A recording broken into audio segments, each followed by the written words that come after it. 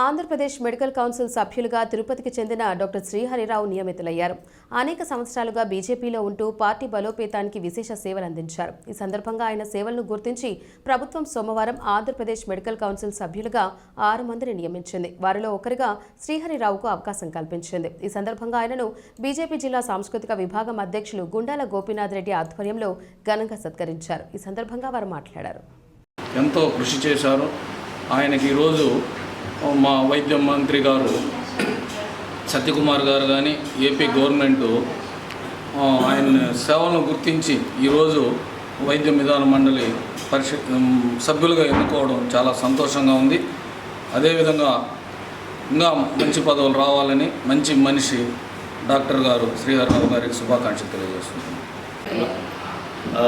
దయాకర్ రెడ్డి గారు అయితేనేమి, సామంత శ్రీనివాస్ గారు, గతంలో పనిచేసినటువంటి చంద్రప్ప గారు, భానుప్రకాష్ రెడ్డి గారు, గోపి లాంటి పెద్దలు వీళ్ళంతా కూడా ఎప్పుడు కూడా ఆశీర్వదిస్తూ అందరినీ ప్రోత్సహిస్తూ ఉంటారు.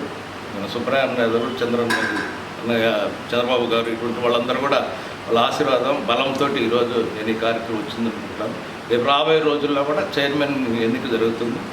దానిలో కూడా ఆ పెద్దలు మరొకసారి నన్ను గౌరవిస్తారని, నాకు ప్రోత్సహిస్తారని చెప్పని ఆశిస్తూ ఉన్నాను.